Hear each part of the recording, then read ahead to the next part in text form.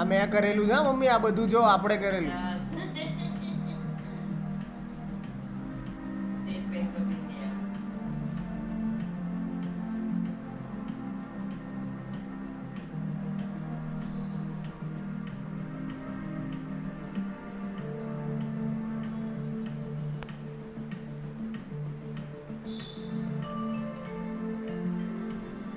બધું મેં બનાવેલું.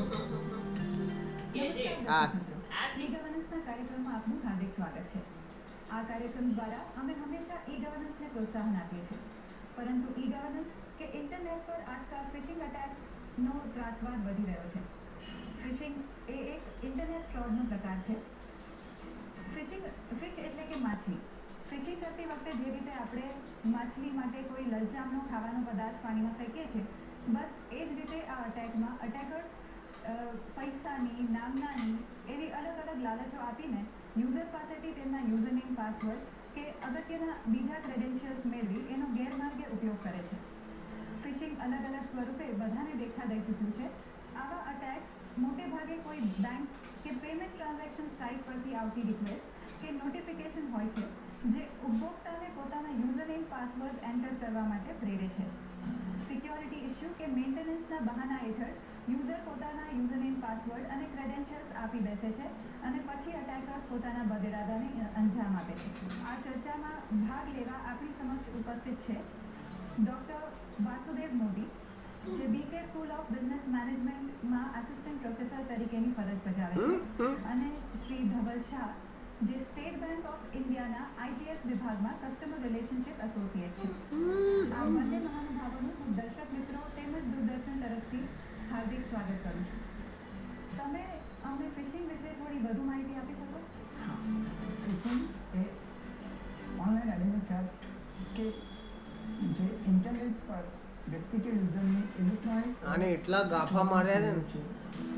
આ પ્રકારના એટેકમાં ઈમેલ કે ફેક કે ફ્રોડ વેબસાઇટ થકી એટેકર યુઝર્સ પાસેથી કેટલીક મહત્ત્વની અને સંવેદનશીલ માહિતી ચોરવાનો કિમિયો અજમાવે છે, કે જેમાં credit card information, user ID, password, bank account details વગેરે માહિતી લેવા માટે આ પ્રકારની ટ્રેપ ગોઠવવામાં આવે છે, કે જે ટ્રેપ આ પ્રકારના એટેકર્સ દ્વારા હજારો લાખો ઈમેલ રેન્ડમલી જનરેટ કરીને મોકલવામાં આવે છે, કે જેમાં જો કોઈ બી યુઝર કે વ્યક્તિ આ ટ્રેપમાં પોતાની સંવેદનશીલ માહિતી આપે છે અને આ ટ્રેપમાં ફસાય છે, તેને આર્થિક અને સામાજિક નુકસાન થાય છે.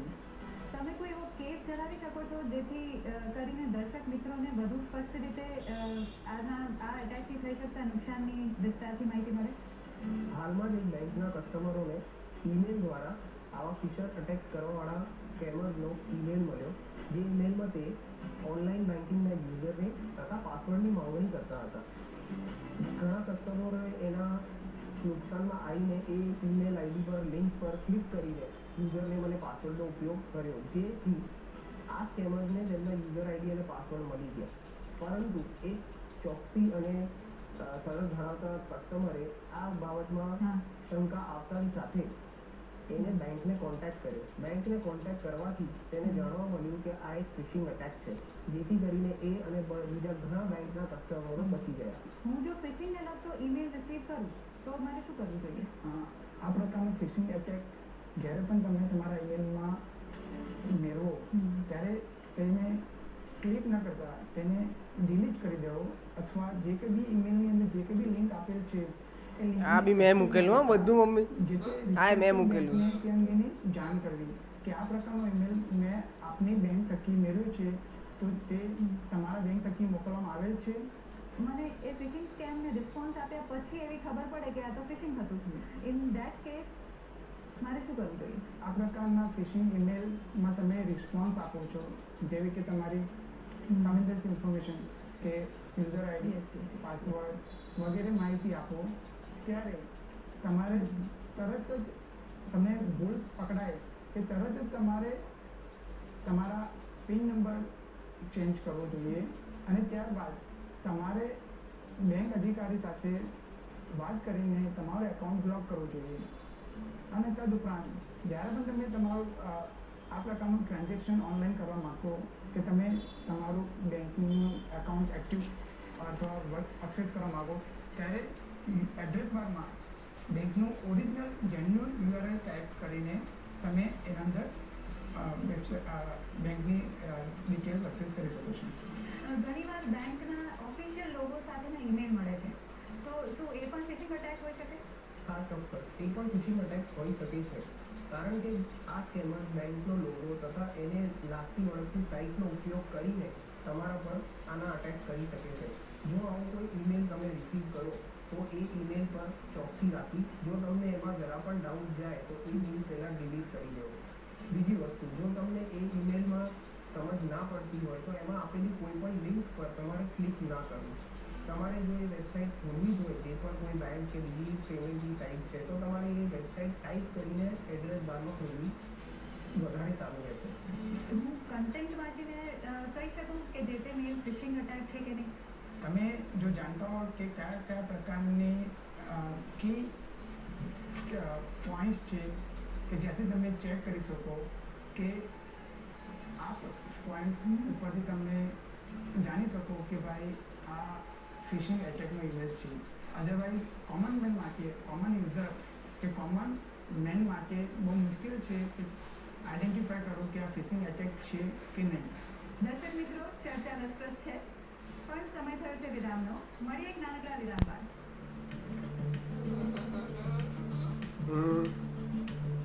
પેલો કેટલું ગભરાય છે બોલતા, ખબર પડી જાય કે આપણી એક્ટિંગ જેવી જોરદાર છે. તો કોન્ફિડન્સ બોલે છે.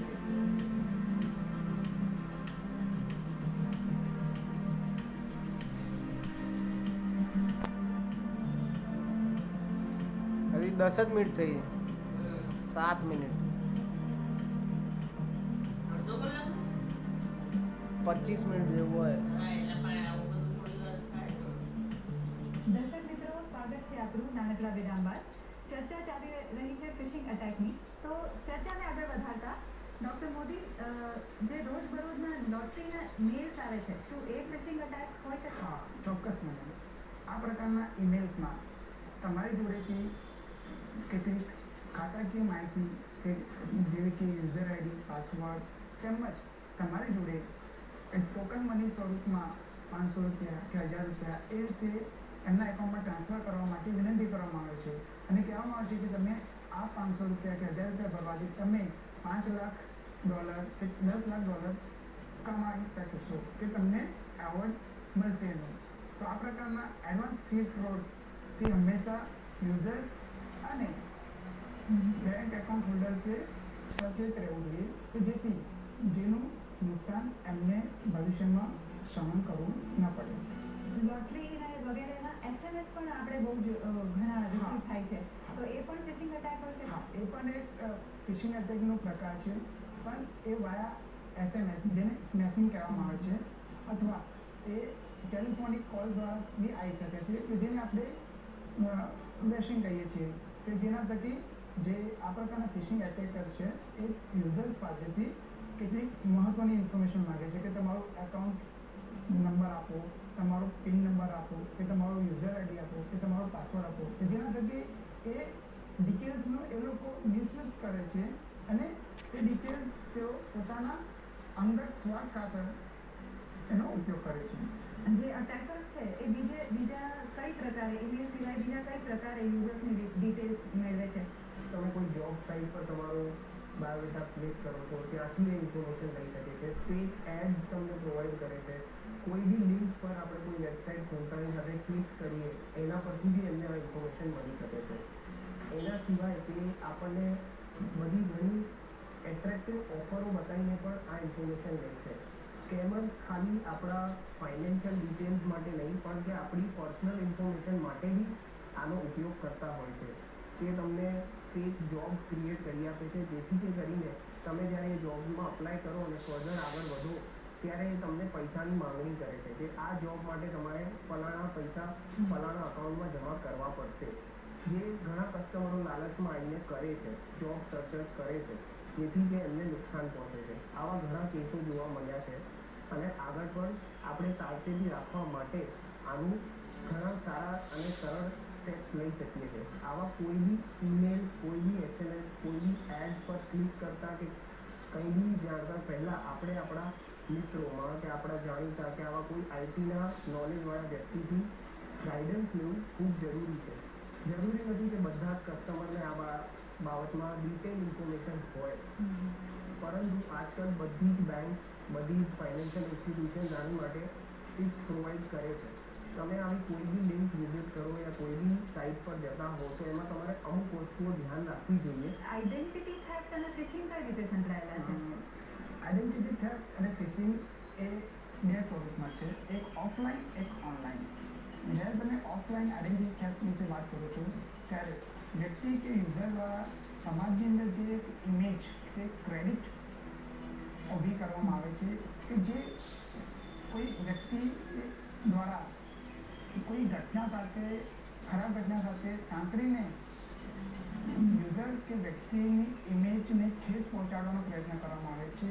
તેવી જ રીતે ઓનલાઈન આઈડેન્ટિટી થેફ્ટમાં જેમ કે સોશિયલ નેટવર્કિંગ સાઇટ્સ, જ્યારે તમે તમારે સોશિયલ નેટવર્કિંગ સાઇટ્સ ઉપર અકાઉન્ટ્સ હોય એમાં જ્યારે તમારો આઈડી અને પાસવર્ડ તમે બીજા કોઈ વ્યક્તિ સાથે શેર કરો છો કે બીજા કોઈ વ્યક્તિને આપો છો કે કોઈ વ્યક્તિ તમારો આઈડી અને પાસવર્ડ સોશિયલ નેટવર્કિંગ સાઇટ્સનો ચોરી લે છે અને તેનો મિસયુઝ કરે છે અને તે તમારી જે સમાજમાં ઇમેજ કે ઓનલાઈન પ્રેઝન્સ છે કે ઓનલાઈન ઇમેજ છે તે તમારી ઇમેજ બગાડવાનો પ્રયત્ન કરે છે.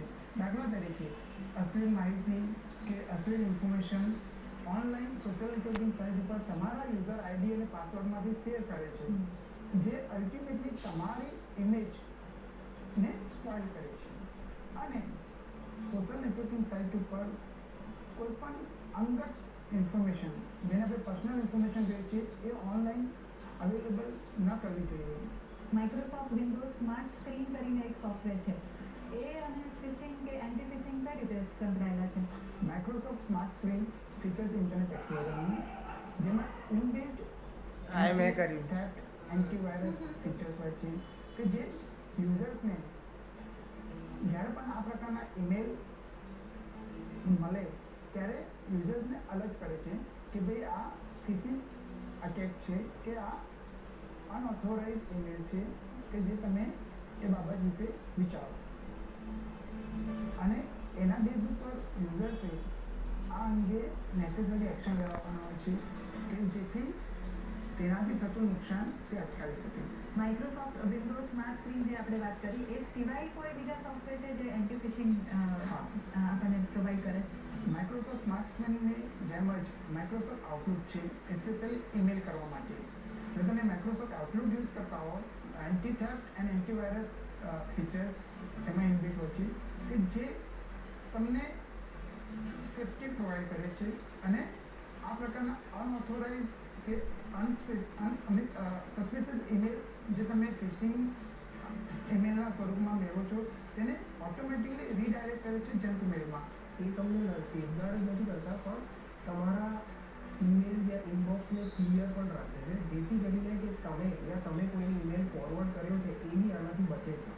બિકોઝ જ્યારે તમે આવા કોઈ ઈમેલ રિસીવ કરો તો એ રીતના વાયરસથી સ્ટડેડ હોય છે કે તમને એકલાને નહીં, તમે જ્યારે કોઈ બીજાને પણ ઈમેલ મોકલો છો તો એની જોડે એની લિંક્સ પ્રોવાઈડ થતી હોય છે.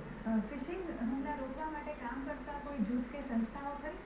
એન્ટી ફિશિંગ વર્કિંગ ગ્રુપ કામ કરે છે કે જેના 1500થી વધુ મેમ્બર્સ છે કે જેમાં અગ્રણી હરોળના એન્ટીવાયરસ સોફ્ટવેર બનાવતી કંપની જેવી કે સિમન્ટેક, મેકાફી બધું સેટ કરી અને સિગ્નેચર વેરિફિકેશનનું કામ કરતી કંપની જેવી કે વેરીશાઇન આ ગ્રુપના મેમ્બર્સ છે.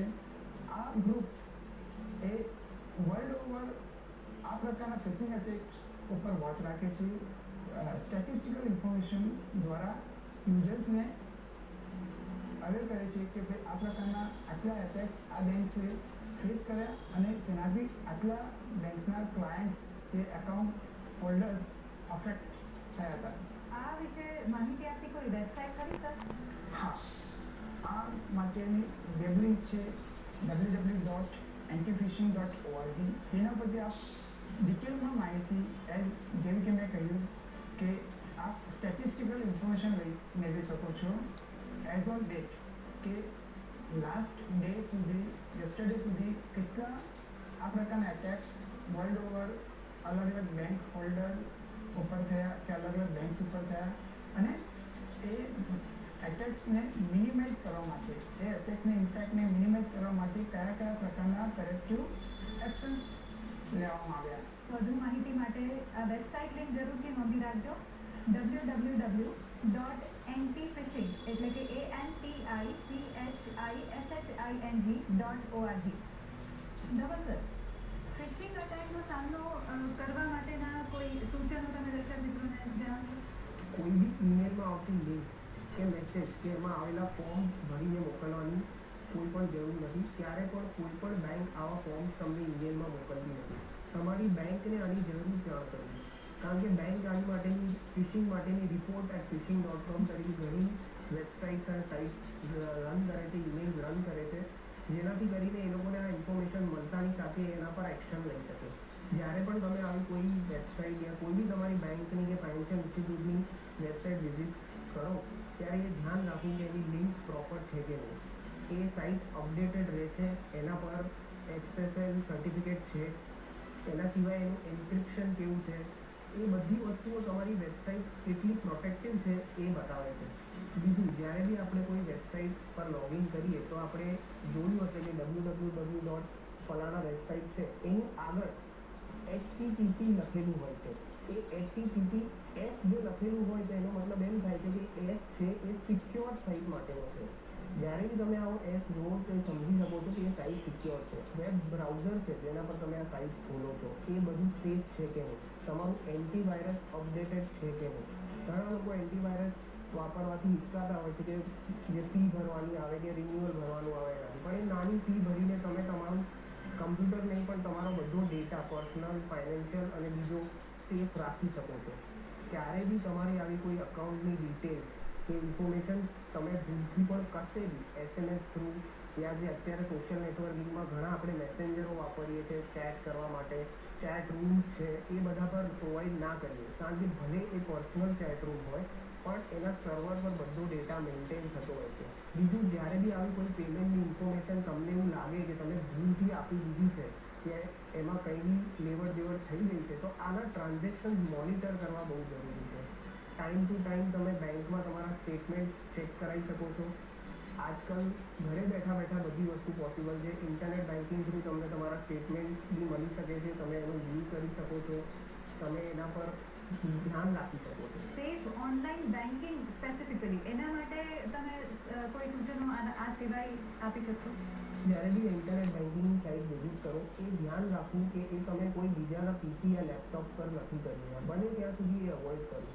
જો ભૂલથી તમારે કોઈ બીજાના લેપટોપ યા કમ્પ્યુટર ત્યાં તમારે કોઈ વાર સાયબર કેફે જઈને યુઝ કરવા પડે છે તો એ ધ્યાન રાખવું કે તમે તમારો પાસવર્ડ ને યુઝર નેમ ટાઈપ ના કરો. આજકાલની બધાની બેંકની સાઇટ્સ પર વર્ચ્યુઅલ કીબોર્ડ કરીને એક ઓપ્શન આપવામાં આવે છે, જેનાથી કરીને તમે માઉસથી ક્લિક કરીને તમારો યુઝર નેમ અને પાસવર્ડ ઇનપુટ કરી શકો છો, જેનાથી તમારા ફિંગરપ્રિન્ટ્સ કીબોર્ડ પર આવતા નથી, જે કરીને તમારા યુઝર નેમ અને પાસવર્ડ સિક્યોર રહે છે.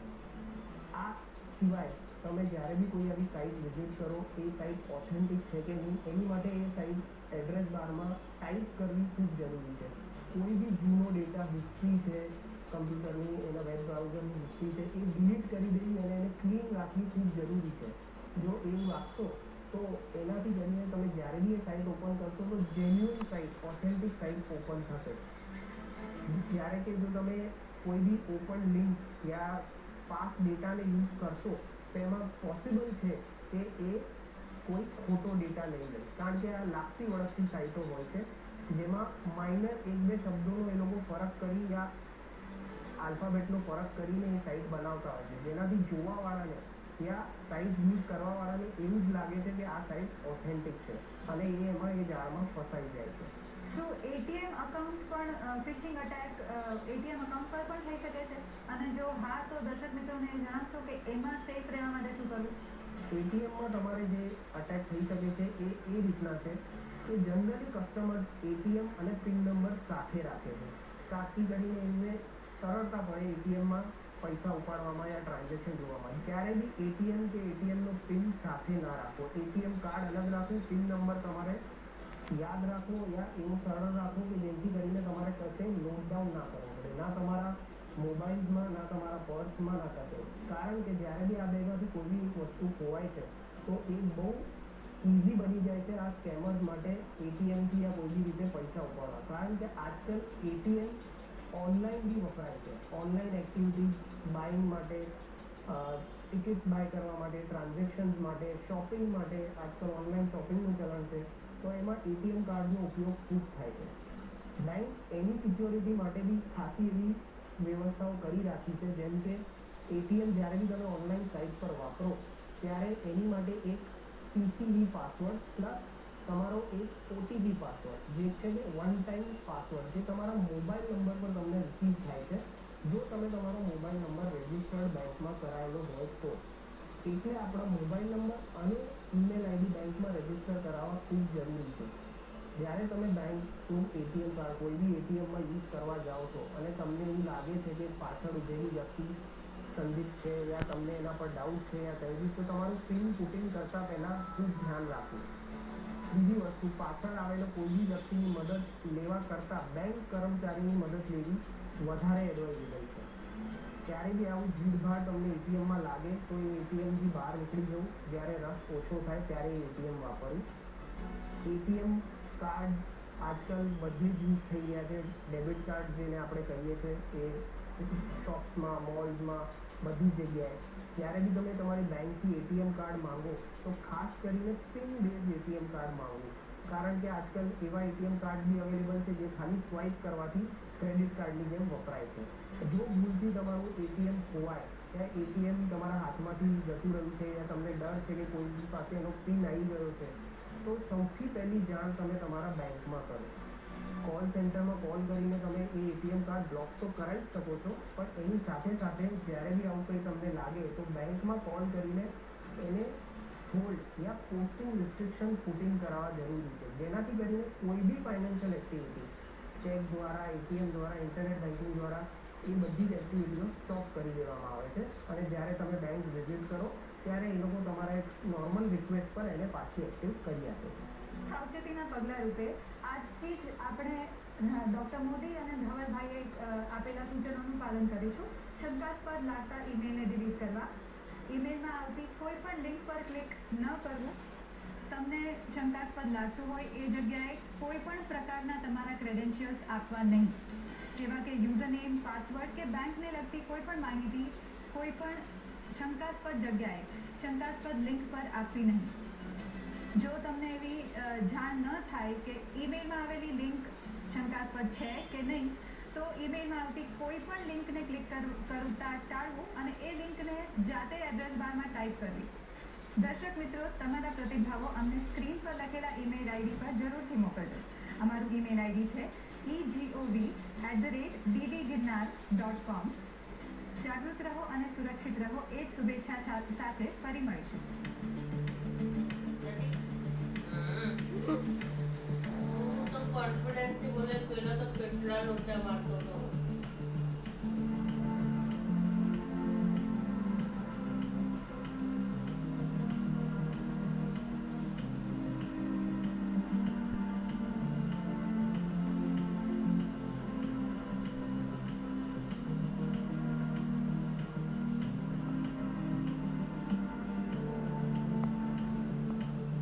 હા, SL મહેતા જે મને બોલાયા હતા ને, તમને સામે લખેલું આવતું હતું કે તું તારી જાતે બોલતો?